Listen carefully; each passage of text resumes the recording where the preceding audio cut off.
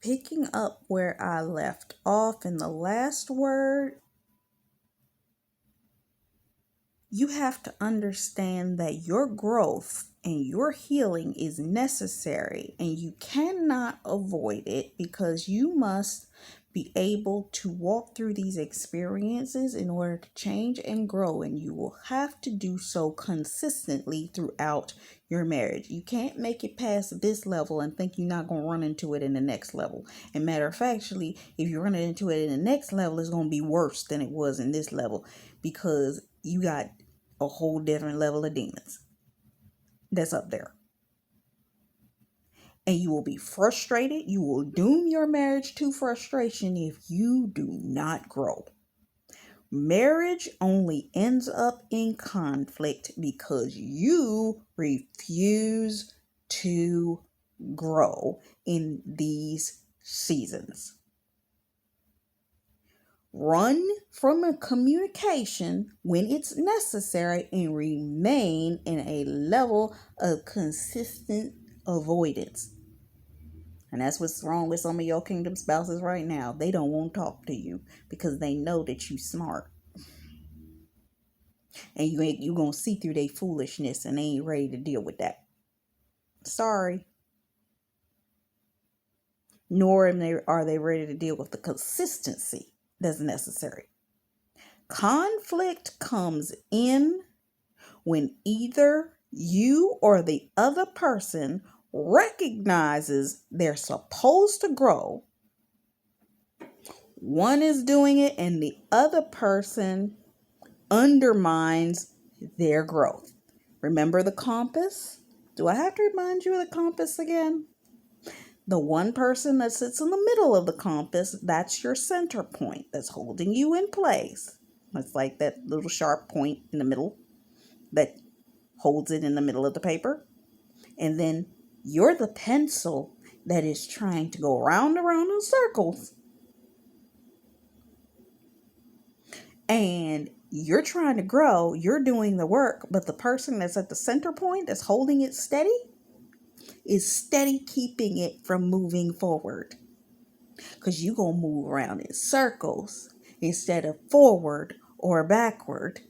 Now, you ain't supposed to be going backward, but you can't move forward unless you're both moving. It's a 3-leg race. Growing pains bring conflict. Communication and accountability with a consistency will solve this problem because my people perish for the lack of knowledge.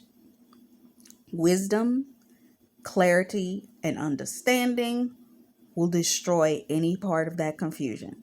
Be quiet, let God fight the battle. God will handle your enemies and you will be promoted.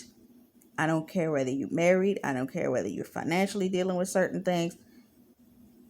Whatever area it is that you need this, it's going to hit.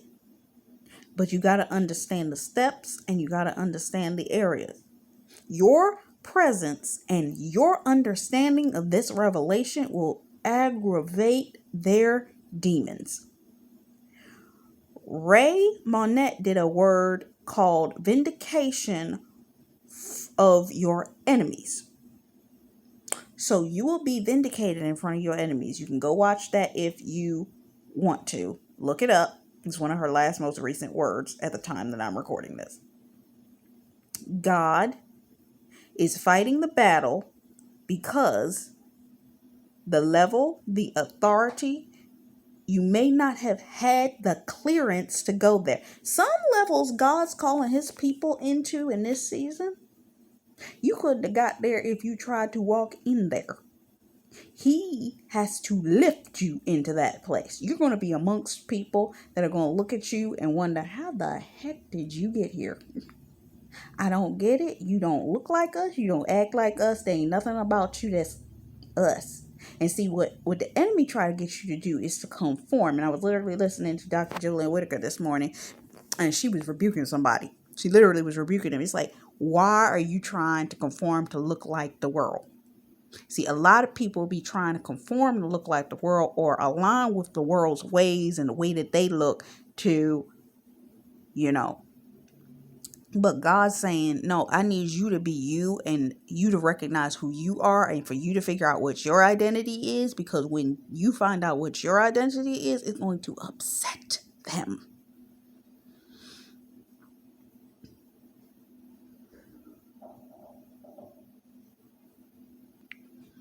There's a spirit that is desperately seeking, and I'm going to tell you this. It was back in April, maybe.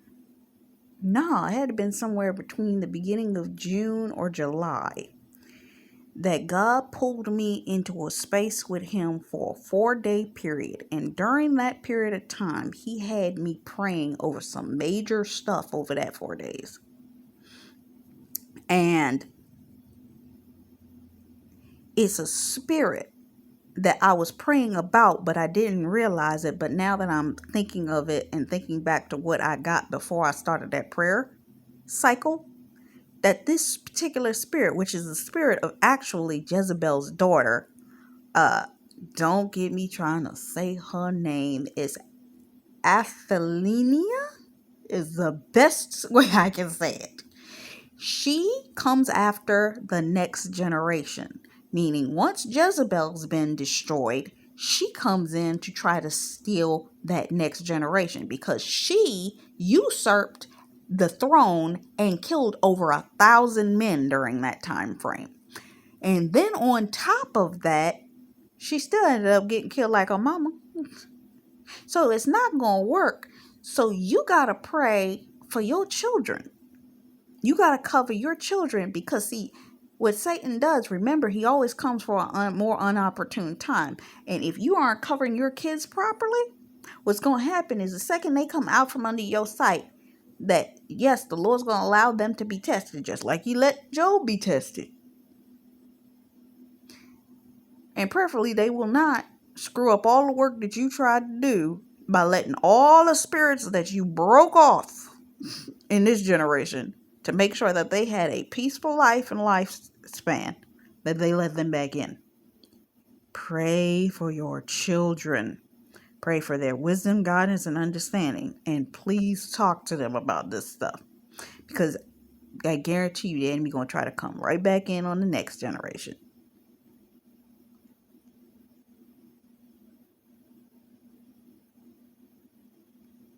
It does not want you to birth out what it is that God has for you, whether it's something generational wealth-wise, generational blessings, and or the children that you are supposed to have. Stephanie P did a video, said that, I think the name of the video is called, "They're Coming After the Assignment Also."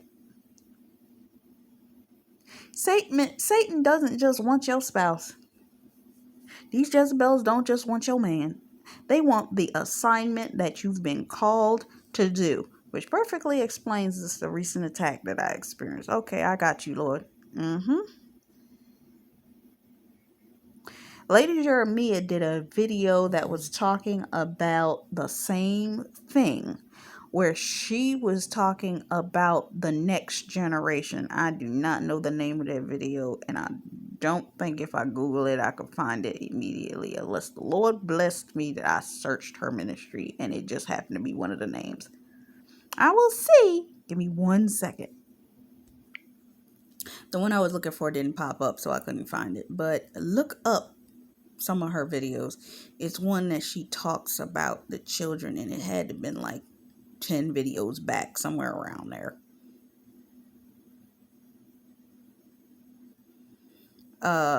Next, the dragon.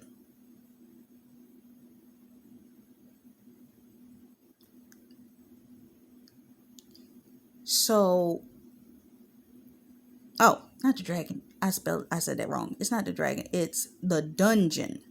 Some of us are in a season where we've been in a state of isolation, and God it's a 50-50 split. Some of us are supposed to be in isolation because God's using this time of isolation in order to work on you, to work on some things within you, to shift some things for preparation for certain things he needs to come out during this time, and he can't have everybody knowing what you're doing, okay? So he does have you in a dungeon, but at the same time, there's a level of things that he needs for you to do, and you have to be cautious and seek God on that. Know what your season is, okay? Because he may want you out doing certain things in this season, but you need to know that you're supposed to be out doing certain things.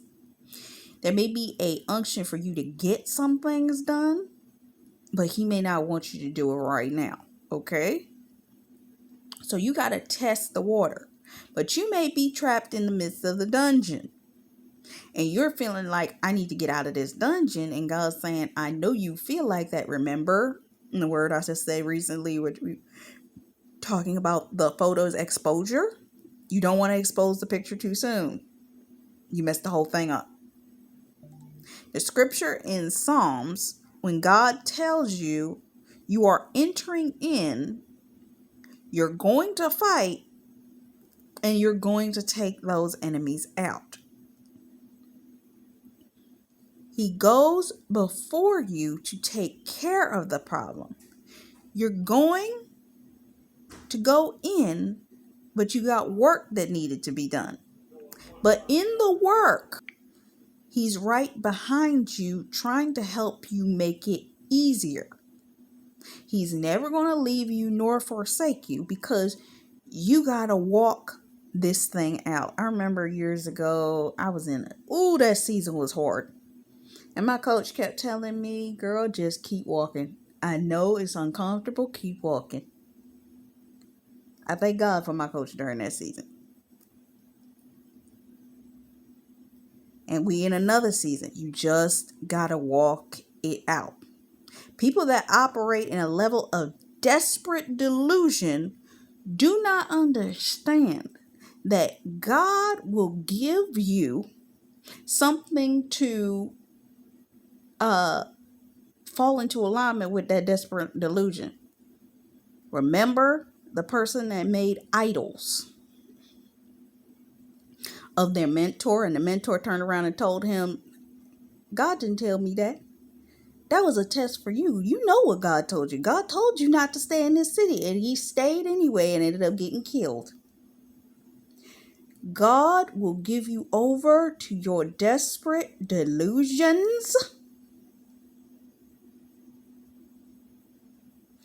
if you choose not to listen to his ways. And this is something that can be dangerous for those of y'all that are praying for your spouses. This is the danger in that. As you're praying for your spouse, you and your spouse spiritually have come into a level of alignment that your spouse might not be fully aware of. And God's trying to keep tapping him and keep tapping him. And as you're praying, you breaking up stuff, and they just seeing their life falling apart here, there, and everywhere. And what the enemy is doing is having the people that are closest to them turn around and tell them, oh, it must be that person. Meaning that person's doing it. No. It's God tearing up what can't stay. But what's happening is they're seeing that you, if you've been recognized by them,